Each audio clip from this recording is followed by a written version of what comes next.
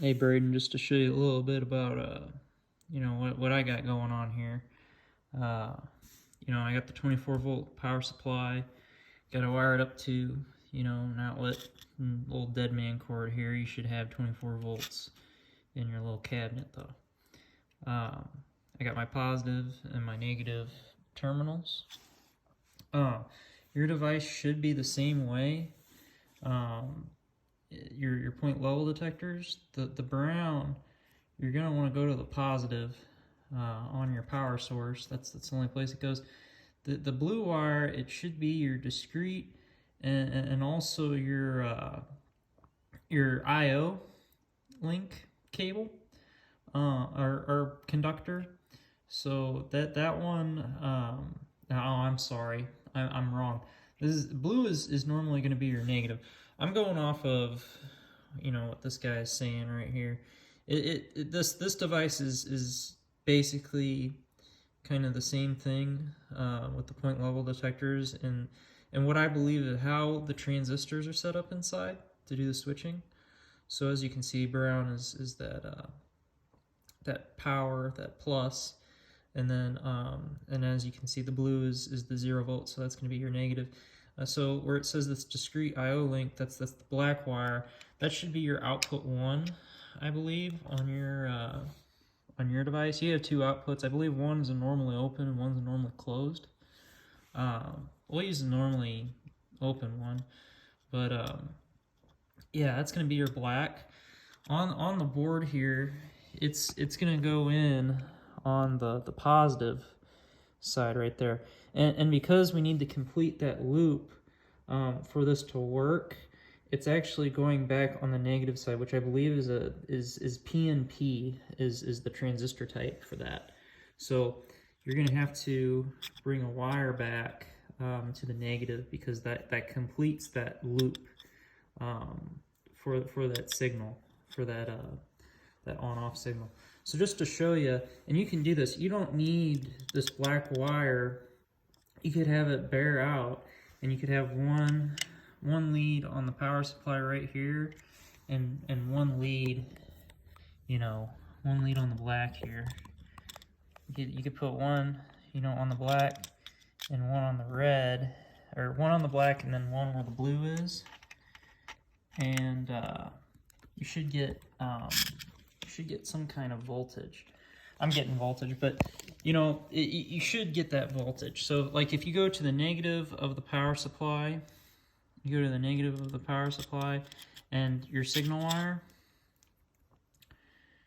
So I'm gonna try to do this with one hand here. So I got that on there. See how I'm getting 20 volts right there? That's what you're probably gonna get more like 24 volt. That's what you should get. Now, when I go and I cover up this right here, I'm going to try my best to cover it up. See how I'm getting 0 volts now? Because I just covered up the sensor right there, that sensor. I cover it up, and now I'm getting 0. That's exactly what you want to see happening. That's how it's going to work. Another thing that I did to kind of try to make it with the code, I actually did some inversion code to change the state of this board. You can probably look it up or use an example that comes with the library. Hopefully you download the library for this guy, otherwise it's not going to work. But there's some examples that came with that library that are helpful. I used one of those examples to invert the figure out how to invert the state that's read in the serial monitor. And the reason why I did that is so that you can see, while I have this guy, hooked up, you can see that difference right there. But you'll see when I cover it that they'll all be high then. So it does work. You can see they're all high. Now I go off of it, so pin 1 will go low. And I believe it's pin 1. Yeah, it's pin 1, but it's bit 0 or whatever the heck it is. It's yeah, it is what it is. But you can see here, I just covered it up again. you can see, you know, it does work, and that's what we want to see. So when you wire up those point level detectors, that we get this nice state change, because that's what you're going to use to turn those pumps on with the control relays. And also we need to also turn on the that valve as well. So hopefully this helps a little bit. You can kind of see my setup here. If not, you know, to get the library, you just need to type in, you know, the board name. So it's the PCA9539. If you install, I mean, I think it's the first one that pops up. If you just install that one, it'll work pretty good, and it'll give you some examples. And if you look in one of the examples, I believe it was one of the first ones, it actually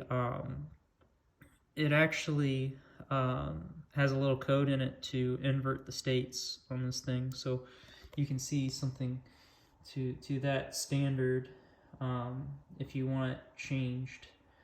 But yeah, you're gonna get this, and obviously from here, hopefully you can figure out how to read these states and figure out